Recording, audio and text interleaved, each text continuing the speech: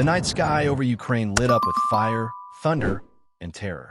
In a single, relentless wave, Russia unleashed 500 drones and 40 missiles across multiple Ukrainian cities. A vile attack that not only destroyed homes and factories, but shook the entire international community. President Zelenskyy called it brutal strikes. Kyiv described it as yet another war crime. And to the world, this was Russia's way of making its position at the United Nations crystal clear. Moscow is not backing down. But what does this mean for Ukraine, for Europe, and for global security? Today on Great Britain, we break down the attack, the targets, the message behind it, and the rising calls for the world, from the G7 to the G20, to take decisive action. And before we dive deep, don't forget to subscribe, like, and share this video so more people can understand the real story unfolding right now. According to Ukrainian officials, the onslaught began late at night and continued into the early hours of the morning.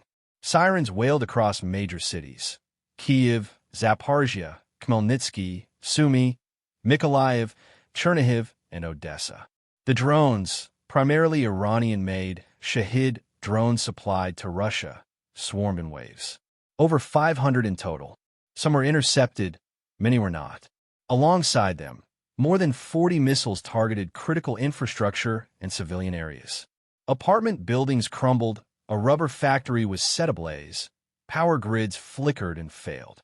In Odesa, families fled their homes as explosions shook the coastal city.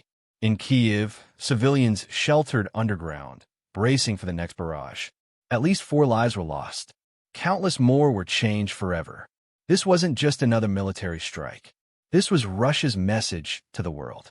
The timing is no coincidence. This attack came as the UN General Assembly wrapped up in New York. Leaders from across the globe had gathered to debate peace, justice, and security. And Russia? It didn't just send diplomats. It sent missiles. Its statement was made with drones, not words.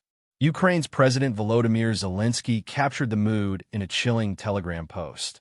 Moscow wants to continue to fight and kill. The Kremlin benefits from continuing this war and terror as long as there are energy funds and a shadow navy. In other words, Russia thrives on war, profits from chaos, and survives on the world's reluctance to act. But why is Russia escalating now? Analysts point to several reasons. Diplomatic defiance. As nations increase calls for peace talks and recognition of Palestinian statehood reshapes UN politics, Russia wants to remind the world, Ukraine is still burning. Energy leverage. Winter is approaching. By keeping Ukraine unstable, Moscow hopes to pressure Europe into compromising, especially as gas supplies and energy prices dominate headlines. Psychological warfare. Launching 500 drones in one night isn't just about destruction. It's about breaking morale, sowing fear, and convincing Ukraine's allies that resistance is futile. But here's the truth.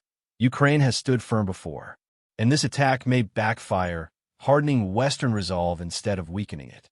Zelensky's words couldn't have been clearer. Anyone who wants peace should support efforts to stop all Russian imports. The time for decisive action is long overdue. He called on the United States, Europe, the G7, and the G20 to respond not with words, but with pressure, sanctions, weapons, and complete isolation of Moscow from global markets. The world has already seen the effectiveness of coordinated sanctions. Russia's economy has bent, but not broken. Yet loopholes remain. Energy sales continue. And as long as money flows into the Kremlin, the missiles will keep flying. Inside Ukraine, ordinary people continue to pay the price. A survivor from Zaporizhzhia told reporters, "We woke up to fire, to glass shattering, to children screaming. This isn't war on soldiers. This is war on us." Doctors in Odesa describe hospitals struggling with the influx of wounded. Engineers race to restore power to neighborhoods plunged into darkness. Aid workers warn of a worsening humanitarian crisis as food and medicine grow scarce.